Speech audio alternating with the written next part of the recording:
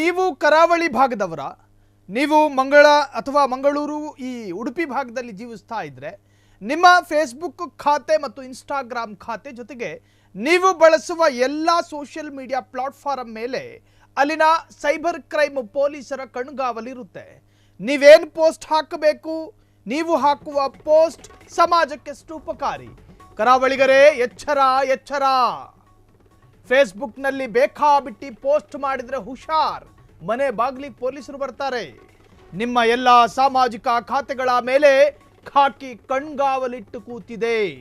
Facebook page ಆಗಿರಲಿ, insta page ಆಗಿರಲಿ, Twitter ಖಾತೆಗಳ ಮೇಲೂ ಹದ್ದಿನ ಕಣ್ಣು. ಧಾರ್ಮಿಕ ಭಾವನೆಗೆ ಧಕ್ಕೆ ತಂದ್ರೆ ಜೈಲು ಗ್ಯಾರಂಟಿ. ಧರ್ಮದ ನಡುವೆ ದ್ವೇಷ ಹುಟ್ಟು ಹಾಕಿದ್ರೆ ನಿಮ್ಮ ಮೇಲೆ ಬೀಳುತ್ತವೆ ಸುಮೋಟೋ ಕೇಸು. ಸೌಹಾರ್ದತೆಗೆ ಧಕ್ಕೆ ತಂದ್ರೆ ಸ್ವಯಂ ಪ್ರೇರಿತ ದೂರು ದಾಖಲಾಗುತ್ತೆ. ಫೇಕ್ ನ್ಯೂಸ್ ಹಂಚಿದ್ರೆ ನಿಮ್ಮ ಮೇಲೆ ಕ್ರಮ ಆಗುತ್ತೆ. ಕರಾವಳಿಗರೇ, ಇದು ನಿಮಗೆ ಎಚ್ಚರ. ನಿಮ್ಮ ಜೊತೆ ಫೇಸ್ಬುಕ್ ಅಕೌಂಟ್ ಇರಬಹುದು, ಅದರಲ್ಲಿ 10,000ನೋ 15,000ನೋ ಫ್ರೆಂಡ್ಸ್ಗಳು ಇರಬಹುದು. ಇನ್ಸ್ಟಾಗ್ರಾಮ್ ಖಾತೆ ಇರಬಹುದು, ನೀವು ಇನ್ಫ್ಲೂಯೆನ್ಸರೂ ಆಗಿರಬಹುದು. ಟ್ವಿಟರ್ ಖಾತೆ ಇದೆ, ಬೇಕಾಬಿಟ್ಟಿ ಹಾಕತ್ತೀನಿ ಅಂದರೆ ಮನೆ ಬಾಗಿಲಿ ನೋಟಿಸ್ ಬರುತ್ತೆ, ಪೊಲೀಸ್ ನೋಟಿಸ್. ನೀವು ಹಾಕುವ ಮೆಸೇಜ್ಗಳು ಮತ್ತೊಂದು ಧರ್ಮದ ಧಾರ್ಮಿಕ ಭಾವನೆಗೆ ಧಕ್ಕೆ ತರುವಂತಿರಬಾರ್ದು. ನೀವು ಹಂಚಿಕೊಳ್ಳುವ ವಿಡಿಯೋ ಇನ್ನೊಂದು ಧಾರ್ಮಿಕ ಭಾವನೆಗೆ ಧಕ್ಕೆ ತರುವಂತಿರಬಾರ್ದು. ನೀವು ಹಂಚಿಕೊಳ್ಳುವ ಯಾವುದೇ ಕಂಟೆಂಟ್ ಆಗಿರಲಿ, ಅದು ಮತ್ತೊಂದು ಧರ್ಮವನ್ನು ನಿಂದಿಸುವ ಹಾಗಿರಬಾರ್ದು. ಅವನ ವಿಶ್ವಾಸ ಸರಿ ಇಲ್ಲ, ಇವನ ಆಚಾರ ಸರಿ ಇಲ್ಲ, ಇವನು ವಿಚಾರ ಸರಿ ಇಲ್ಲ, ಇದರ ಬಗ್ಗೆ ವಿಮರ್ಶೆಗಳನ್ನು ವ್ಯಕ್ತಪಡಿಸಬಹುದು. ಅಭಿವ್ಯಕ್ತಿ ಸ್ವಾತಂತ್ರ್ಯ ಇದೆ, ಅದನ್ನು ಯಾರೂ ನಿಮ್ಮಿಂದ ಕಸಿಯೋದಕ್ಕೆ ಸಾಧ್ಯ ಇಲ್ಲ. ಸಂವಿಧಾನ ಕೊಟ್ಟಂತಹ ಸಂವಿಧಾನದ ಆರ್ಟಿಕಲ್ 19 ಹೇಳುವಂತೆ ಅಥವಾ ಅಭಿವ್ಯಕ್ತಿ ಸ್ವಾತಂತ್ರ್ಯ ಪ್ರತಿಯೊಬ್ಬ ನಾಗರಿಕನಿಗೂ ಇದೆ. ವಾಕ್ ಸ್ವಾತಂತ್ರ್ಯ ಇದೆ, ನಾವು ನಮ್ಮ ಇಷ್ಟದ ಪ್ರಕಾರ ಮಾತನಾಡಬಹುದು. ನಮಗೆ ಜೀವಿಸುವ ಹಕ್ಕಿದೆ, ನಾವು ಹೆಂಗೆ ಬೇಕಾದರೂ ಜೀವನ ಮಾಡಬಹುದು. ನಮಗೆ ಆಹಾರ ಹಕ್ಕಿದೆ, ನಾವು ಯಾವ ಆಹಾರ ಬೇಕಾದರೂ ಸೇವನೆ ಮಾಡಬಹುದು. ನಮಗೆ ವಸ್ತ್ರ ಧಾರಣೆಯ ಅವಕಾಶ ಮತ್ತು ಹಕ್ಕಿದೆ, ನಾವು ಎಂತಹದ್ದೇ ವಸ್ತ್ರಗಳನ್ನು ಹಾಕಬಹುದು. ಅದಕ್ಕೆ ಯಾವ ಸ್ವಾತಂತ್ರ್ಯ ನಿಮ್ಮಿಂದ ಕಸಿದುಕೊಳ್ಳಲಾಗುವುದಿಲ್ಲ. ಆದರೆ ನೀವು ಮಾಡುವ ವರ್ತನೆಗಳು ಮತ್ತೊಬ್ಬರಿಗೆ ಇರಿಟೇಟ್ ಆದರೆ, ನೀವು ಹಂಚಿಕೊಳ್ಳುವಂತಹ ವಿಚಾರಗಳು ಮತ್ತೊಂದು ಧರ್ಮವನ್ನು ಪ್ರಚೋದಿಸುವಂತಿದ್ದರೆ ಅದು ತಪ್ಪು. ಫೇಸ್ಬುಕ್ನಲ್ಲಿ 10,000 ಫ್ರೆಂಡ್ಸ್ಗಳಿದ್ದಾರೆ, ಹಿಂದೂ ಧರ್ಮ ಸರಿ ಇಲ್ಲ, ಕ್ರಿಶ್ಚಿಯನ್ ಧರ್ಮ ಸರಿ ಇಲ್ಲ, ಮುಸಲ್ಮಾನರು ಸರಿ ಇಲ್ಲ, ಕೇಸ್ ಹಾಕತ್ತಾರೆ, ಸ್ವಯಂ ಪ್ರೇರಿತ ದೂರು ದಾಖಲಾಗುತ್ತೆ.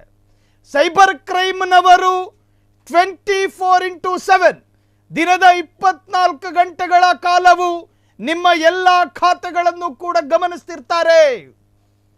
ಎಲ್ಲೋ ಅಜ್ಞಾತ ಸ್ಥಳದಲ್ಲಿ ಕೂತ್ಕೊಂಡು ಗುಟ್ಕಾ ಅಗೀತಾ ಫೇಸ್ಬುಕ್ನಲ್ಲಿ ಏನು ಬೇಕಾದರೂ ಬರಿಬೋದು, ನನಗೆ ಕನ್ನಡದ ಗ್ರಾಮರ್ ನೀಟಾಗಿ ಬರುತ್ತೆ ಅನ್ನೋ ಕಾರಣಕ್ಕೆ ಏನೇನೋ ಗೀಚ್ಬಿಟ್ಟು ಪೋಸ್ಟ್ ಹಾಕೋದಲ್ಲ, ಬೇಕಾಬಿಟ್ಟು ಟ್ಯಾಗ್ ಮಾಡಿ ಏನು ವ್ಯೂವರ್ಸು, ಏನು ಲೈಕ್ಸು, ಏನು ಕಾಮೆಂಟು. ಹಿಂಸಾ ವಿನೋದಕ್ಕೆ ಅವಕಾಶ ಇಲ್ಲ ಇಲ್ಲಿ. ಮತ್ತೊಬ್ಬರಿಗೆ ಹಿಂಸೆಯನ್ನು ಕೊಟ್ಟು ಅಜ್ಞಾತ ಸ್ಥಳದಲ್ಲಿ ವೈಯಕ್ತಿಕವಾಗಿ ನೀವು ವಿನೋದ ಪಡೋದನ್ನು ಕಾನೂನು ಒಪ್ಕೊಳ್ಳಲ್ಲ. EMI ಆಪ್ಷನ್ನಲ್ಲಿ ಮೊಬೈಲ್ ಪರ್ಚೇಸ್ ಮಾಡಿರಬಹುದು, ನೀವು ಅದರಲ್ಲಿ 3 GB-ನೋ 4 GB-ನೋ ಡಾಟಾ ಇರಬಹುದು. ಹಾಗಂತ ಸಿಕ್ಕಿದ್ದು ಬರೆದು ಹಾಕೋದಲ್ಲ. ನಾಗರಿಕ ಸಮಾಜ ತಲೆ ತಗ್ಗಿಸುವಂತಹ ಪೋಸ್ಟ್ಗಳು ನಿಮ್ಮಿಂದ ವ್ಯಕ್ತ ಆಗಬಾರದು. ಸಮಾಜಕ್ಕೆ ಘಾತಕ ಅನ್ನುವಂತಹ ಪೋಸ್ಟ್ಗಳು ನಿಮ್ಮ ಇನ್ಸ್ಟಾಗ್ರಾಮು, ಟ್ವಿಟ್ಟರು, ಫೇಸ್ಬುಕ್ನಲ್ಲಿ ನೀವು ವ್ಯಕ್ತಪಡಿಸುವಂತಿಲ್ಲ. ಈವನ್ ವಾಟ್ಸಪ್ಪಲ್ಲೂ ಕೂಡ ನಿಷೇಧಕ್ಕೆ ಒಳಪಟ್ಟ ಸಂಘಟನೆಯನ್ನು ವೈಭವೀಕರಿಸುವಂತಹದ್ದು, ನಿಮ್ಮಿಂದ ಒಬ್ಬ ಬೌದ್ಧ ಧರ್ಮೀಯನಿಗೆ ನಿಂದನೆ ಆಗೋ ತರಹದ ಪೋಸ್ಟ್ಗಳು, ವಿಗ್ರಹಗಳನ್ನು ಚಿತ್ರೀಕರಿಸಿ ಆ ಒಂದು ಧರ್ಮ ವಿಶ್ವಾಸ ಇಟ್ಟುಕೊಂಡಿರುವ ವಿಗ್ರಹಗಳಿಗೆ ಒಂದು ತರಹದ ವಿಕೃತವಾಗಿ ಫೇಸ್ಬುಕ್ನಲ್ಲಿ ಹಾಕೋದು, ಇದು ನಿಮಗೆ ಎಂಥ ಫೋಬಿಯಾ? ಇದು ನಿಮಗೊಂಥರದ್ದು ಮಾನಸಿಕ ರೋಗ. ಇದು ಯಾಕೆ ಬೇಕು ನಿಮಗೆ? ನಿಮ್ಮ ವೃತ್ತಿ ಬದುಕಿನ ಭಾಗ ಅದಲ್ಲ, ಅದು ಅಧಿಕ ಪ್ರಸಂಗತನ. ಏನೋ ಒಂತರಹದ ವಿಕೃತ, ನಿಮಗೆ ಏನೋ ಒಂತರಹದ ವಿಕೃತ. ಮತ್ತೊಂದು ಧರ್ಮದ ವಿರುದ್ಧವಾಗಿ ವಿಕೃತವಾಗಿ ಬರ್ಕೊಳ್ಳೋದು, ಅದರಿಂದ ಒಂದಷ್ಟು ಜನ ಟ್ರಿಗರ್ ಆಗ್ತಾರೆ. ನಾಳೆ ದಿನ ಪ್ರೊಟೆಸ್ಟು, ಪ್ರತಿಭಟನೆ, ಆ ಪ್ರತಿಭಟನೆ ಕಲ್ಲು ತೂರಾಟಕ್ಕೆ ತಿರುಗಿ ಅದು ಹಿಂಸಾರೂಪಕ್ಕೆ ತಿರುಗಿ ನಮ್ಮ ರಾಜ್ಯ, ನಮ್ಮ ದೇಶ ನೇಪಾಳ ಆಗಬೇಕಾ, ಬಾಂಗ್ಲಾದೇಶ ಆಗಬೇಕಾ, ಕಿತ್ತೋಗಿರೋ ಪಾಕಿಸ್ತಾನ್ನಂತಹ ದೇಶ ಆಗಬೇಕಾ? ಅಲ್ಲಲ್ಲಿ ಹಿಂಸಾಚಾರ ಅನ್ನೋ ತರಹದ್ದು. ಸೊ ಈ ತರಹದ ಪೋಸ್ಟ್ಗಳನ್ನು ಹಾಕಿಕೊಳ್ಳುವಂತಿಲ್ಲ. ಇನ್ನು ಅಲ್ಲಿ ಯಾರೋ ಅಕ್ರಮವಾಗಿ ಗೋ ಸಾಗಾಟ ಮಾಡ್ತಾ ಇದ್ದಾರೆ, ಅದರ ಮಾಹಿತಿ ನಿಮಗೆ ಬಂದಿದ್ದೇ ಆದಲ್ಲಿ ಸ್ಥಳೀಯ ಪೊಲೀಸ್ ಠಾಣೆಯ ನಂಬರನ್ನು ಬರೆದಿಟ್ಕೊಳ್ಳಿ ನಿಮ್ಮ ಡೈರಿಲಿ. ಅವರಿಗೆ ಫೋನ್ ಮಾಡಿ ಅಕ್ರಮ ಗೋ ಸಾಗಾಟದ ಬಗ್ಗೆ ಸಂದೇಶವನ್ನು ಕಳುಹಿಸಿಕೊಡಿ. ಯಾರಿಗೆ? ಹತ್ತಿರದ ಪೊಲೀಸರಿಗೆ. ಮೋರಲ್ ಪೊಲೀಸ್ ಗಿರಿಯೂ ಕೂಡ ಅಪರಾಧ.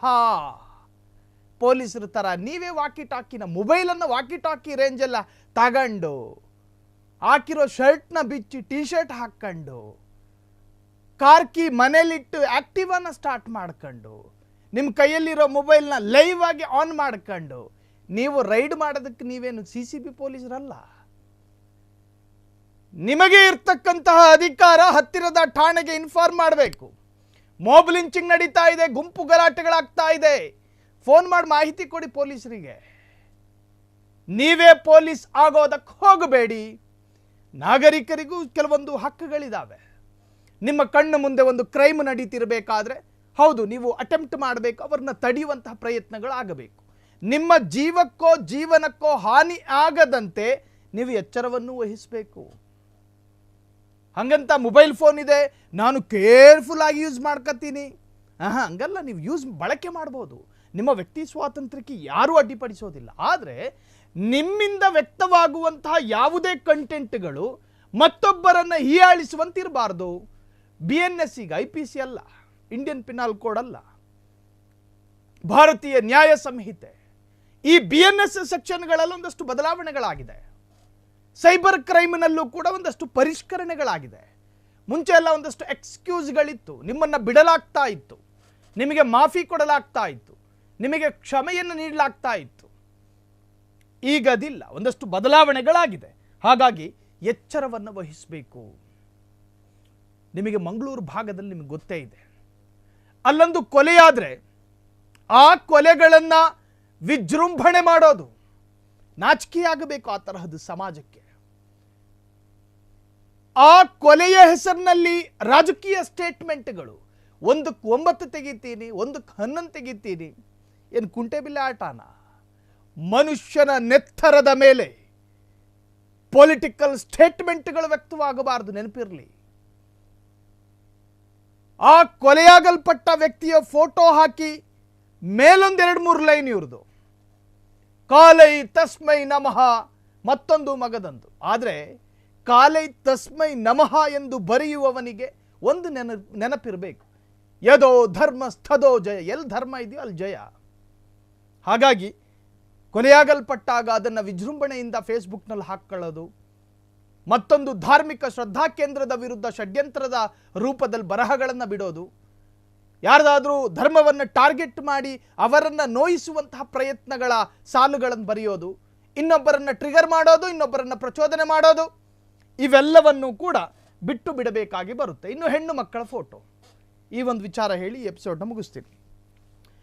ಹೆಣ್ಣು ಮಕ್ಕಳ ಅನುಮತಿ ವಿನಃ ಅವರ ಫೋಟೋಗಳನ್ನು ಸೋಷಿಯಲ್ ಮೀಡಿಯಾದಲ್ಲಿ ಹಂಚಿಕೊಳ್ಳುವಂತಿಲ್ಲ. ನಮ್ಮ ಅಕ್ಕ ತಂಗಿರ್ದು ಅವರಲ್ಲಿಯೂ ಕೂಡ ವೈಯಕ್ತಿಕ ಅಭಿಪ್ರಾಯಗಳನ್ನು ಕೇಳಿಯೇ ಅಪ್ಲೋಡ್ ಮಾಡಬೇಕು ಅನ್ನೋ ನಿಯಮಗಳಿದ್ದಾವೆ. ಅಕ್ಕ ತಂಗಿಯರಾದರೂ ಕೂಡ ಅದು ಒಂದು ಹೆಣ್ಣು ಜೀವ ಅಲ್ವಾ? ಸಮಾಜದಲ್ಲಿ ಅದಕ್ಕೂ ಒಂದು ಬೆಲೆ ಅನ್ನೋದಿರುತ್ತವಲ್ಲ. ಅವರಿಗೂ ಸಾಂಸಾರಿಕ ಏನು ಕಾಲಘಟ್ಟಗಳು ಬರ್ತಾವೆ. ಆಗ ಆಕೆಯ ಗಂಡ ಅದನ್ನು ವಿರೋಧಿಸಿದ್ರೆ ಏನು ಮಾಡ್ತೀರಿ? ನಿಮಗೀಗ ಆಕೆ ಅಕ್ಕ ಆಗಿರ್ಬೋದು, ಆದರೆ ಆಕೆ ಮದುವೆ ಆದ ನಂತರ ಆಕೆ ನಿಮ್ಮ ಅಕ್ಕ ಜೊತೆಗೆ ಮತ್ತೊಬ್ಬರ ಹೆಂಡತಿಯೂ ಕೂಡ ಹೌದು.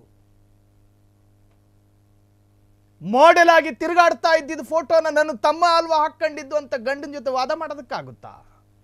ಕಟ್ಟಿಲ್ವ ಕೊರಳಿಗೆ ಅರಿಶಿಣ ದಾರ ಅಂದರೆ ಏನು ಮಾಡ್ತೀರಿ? ಸೊ ಹಾಗಾಗಿ ಕಾನೂನಿನಲ್ಲೊಂದಷ್ಟು ಪರಿಷ್ಕರಣೆಗಳಾಗಿದೆ. ಬೇಕಾಬಿಟ್ಟಿ ಪೋಸ್ಟ್ಗಳನ್ನು ಹಾಕಿಕೊಳ್ಳುವಂತಹದ್ದು, ಸ್ಟ್ರೇಂಜರ್ ಅಪರಿಚಿತ ಹೆಣ್ಣು ಮಕ್ಕಳ ಫೋಟೋಗಳನ್ನು ಬಳಸುವಂತಹದ್ದು, ಪ್ರಾಪ್ತ ಅಪ್ರಾಪ್ತ ಅನ್ನೋ ವ್ಯತ್ಯಾಸ ಇಲ್ಲದೆ ಸಣ್ಣ ಸಣ್ಣ ಮಕ್ಕಳ ಫೋಟೋಗಳನ್ನು ವಿಕೃತವಾಗಿ ಹಂಚಿಕೊಳ್ಳುವಂಥ ಪ್ರಯತ್ನಗಳು, ಟ್ರೋಲ್ ಪೇಜು ಅಂತ ಇಟ್ಕೋತಾರೆ. ಟ್ರೋಲ್ ಅಡ್ಡ ಹೆಸರುಗಳನ್ನು ನೋಡಬೇಕು, ವಿಚಿತ್ರವಾಗಿರುತ್ತೆ. ಕೊರಿಯನ್ ಜನರ ಹೆಸರಿದ್ದಂಗಿರುತ್ತೆ ಒಂದೊಂದು ಟ್ರೋಲ್ ಪೇಜ್ಗಳ ಹೆಸರುಗಳು. ಅದರಲ್ಲಿ ಸಣ್ಣ ಸಣ್ಣ ಹೆಣ್ಣುಮಕ್ಕಳ ಫೋಟೋಗಳು, ಅದೊಂತರಹದ ವಿಕೃತ. ಬದುಕಿ ಬಾಳಬೇಕಾದಂಥ ಮುದ್ದು ಮಕ್ಕಳ ಫೋಟೋಗಳನ್ನು ವಿಚಿತ್ರವಾಗಿ ಅದನ್ನು ಎಡಿಟ್ ಮಾಡೋದು, ಅಶ್ಲೀಲವಾಗಿ ತೋರಿಸೋದು, ಈ ಪ್ರಯತ್ನಗಳನ್ನು ಕೂಡ ಬಿಡಬೇಕು ಸಮಾಜ. ಜೊತೆಗೆ ಸೈಬರ್ ಕ್ರೈಮ್ ಹುಷಾರಾಗಿದೆ, ನೀವೆಲ್ಲಿದ್ದರೂ ಬಿಡೋದಿಲ್ಲ, ಎಲ್ಲ ತರಹದಲ್ಲೂ ಟ್ರೇಸ್ ಮಾಡಲಾಗುತ್ತೆ. ನಿಮ್ಮ IP ಅಡ್ರೆಸ್ಸನ್ನು ಹಿಡಿದು ನಿಮ್ಮ ಜಾಡು ಹಿಡಿಯೋದಕ್ಕೆ ಬಹಳಷ್ಟು ಸುಲಭ. ಸೊ ಹಾಗಾಗಿ ಕರಾವಳಿ ಮಾತ್ರ ಅಲ್ಲ, ಕರ್ನಾಟಕದಲ್ಲಿ ಸೋಷಿಯಲ್ ಮೀಡಿಯಾ ಪ್ಲಾಟ್ಫಾರ್ಮ್ ಅದನ್ನು ಬಳಸುವವರು ಸ್ವಲ್ಪ ಎಚ್ಚರದಿಂದ ಇದ್ದರೆ ಸಾಕು. ಸೈಬರ್ ಕ್ರೈಮಿಗೆ ನಿಮ್ಮಿಂದ ಆಗುವಂಥ ದೊಡ್ಡ ಉಪಕಾರ ಅದೊಂದಾಗಿದೆ. ಕ್ಷಣ ಕ್ಷಣದ ಸುದ್ದಿಗಳಿಗಾಗಿ ಫ್ರೀಡಂ ಟಿವಿ ಸಬ್ಸ್ಕ್ರೈಬ್ ಮಾಡಿ, ಲೈಕ್ ಮಾಡಿ ಹಾಗೂ ಫಾಲೋ ಮಾಡಿ. ಹೊಸ ಸುದ್ದಿಗಳ ನೋಟಿಫಿಕೇಶನ್ಗಾಗಿ ಬೆಲ್ ಐಕಾನ್ ಮೇಲೆ ಕ್ಲಿಕ್ ಮಾಡಿ.